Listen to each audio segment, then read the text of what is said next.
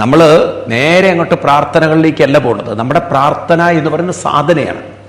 ഈ സാധന ചെയ്യുന്നത് മനസ്സിനെ നമ്മൾ പരിവർത്തനം വരുത്താനാണ്. അപ്പം മനസ്സിനെ പരിവർത്തനം വരുത്തണമെങ്കിൽ ശ്രദ്ധ ഏതിലേക്ക് വരണം? മനസ്സിലേക്ക് വരണം. മനസ്സിലായില്ലേ? അപ്പം മനസ്സിലേക്ക് നമ്മൾ വരിക എന്ന് പറഞ്ഞാൽ അർത്ഥം നമ്മുടെ ശ്രദ്ധയെ വീണ്ടും വീണ്ടും നമ്മുടെ മനസ്സിലേക്ക് നമ്മളിലേക്ക് കൊണ്ടുവരണം. അതിൻ്റെ പേരാണ് ആത്മജ്ഞാനം. ആത്മജ്ഞാനം എന്ന് പറഞ്ഞാൽ അവനവനിലേക്ക് ശ്രദ്ധ തിരിയുക, അവനവനിലേക്ക് നമ്മൾ അറ്റൻഷൻ വരിക, ആത്മജ്ഞാനമുള്ളവരായി. ഈ ഭൗതിക ജ്ഞാനത്തിൻ്റെ കൂടെ തന്നെ, കാരണം ഭൗതിക ജ്ഞാനം നിൽക്കുന്നത് ആത്മജ്ഞാനത്തിലാണ്. കാരണം ഓർമ്മകളും സ്മരണകളും ബുദ്ധിയും ഒക്കെ ഇരിക്കുന്നത് നമ്മുടെ ഈ ബോധ മനസ്സിൽ തന്നെ. അപ്പൊ ബോധ മനസ്സില്ലെങ്കിൽ നമുക്ക് ലോകാനുഭവം തന്നെ ഇല്ല. അപ്പൊ ആ ബോധ മനസ്സിന്റെ കഴിവുകേടും ശക്തിയും ദൗർബല്യവും നമുക്ക് ഗീത കാണിച്ചു തരികയാണ്.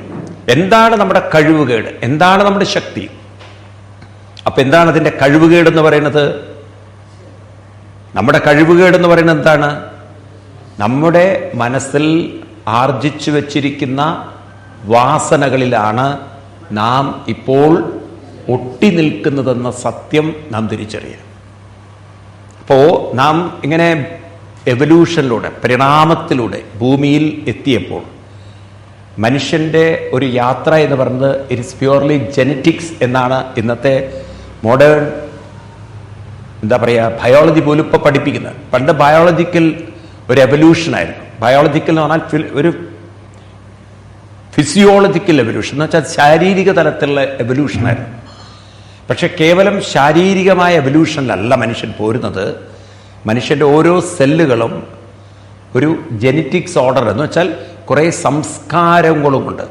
പൂർവികമായ കുറേ സംസ്കാരങ്ങളും കൊണ്ടാണ് നമ്മൾ യാത്ര ചെയ്യുന്നത്. ഇത് പറഞ്ഞാൽ നിങ്ങൾക്ക് ശ്രദ്ധിച്ചാലേ മനസ്സിലാവുള്ളൂ. അതായത് നമ്മുടെ ബോഡിയുടെ ഷേപ്പ് ഇങ്ങനെയായിരിക്കണം, മുടിയുടെ നിറം എങ്ങനെയായിരിക്കണം, നമ്മളെ സ്ട്രക്ചർ എങ്ങനെ. ഇപ്പം നമ്മൾ കേരളീയരുടെ ഷേപ്പ് പോലെയാണോ മറ്റ് സംസ്ഥാനങ്ങളിലൂടെയൊക്കെ ഓരോരുത്തരുടെയും ശരീരാകൃതികൾ ഓരോ ഏരിയയ്ക്കും സ്ഥലത്തിനൊക്കെ അനുസരിച്ച് വ്യത്യാസം വരും. അതുപോലെ നമ്മുടെ മുതിർന്ന പൂർവികരായ അച്ഛനമ്മമാരെ, മുതിർന്ന മുത്തശ്ശന്മാരുടെയും മുത്തശ്ശിമാരുടെയൊക്കെ ഒരു ടെക്സ്ചർ നമ്മുടെ ശരീരപ്രകൃതത്തിൽ കാണാൻ പറ്റും. നമ്മൾ പറയല്ലേ, അവരെ വീട്ടുകാർ മൊത്തം നല്ല ഉയരം കൂടിയവരാണ്, അല്ലെങ്കിൽ അച്ഛൻ നല്ല നീളമുള്ള, നിങ്ങൾക്ക് നല്ല നീളം ഉണ്ടല്ലോ എന്ന് പറഞ്ഞു കഴിഞ്ഞാൽ എൻ്റെ അച്ഛന് നീളം ഉണ്ടായിരുന്നു.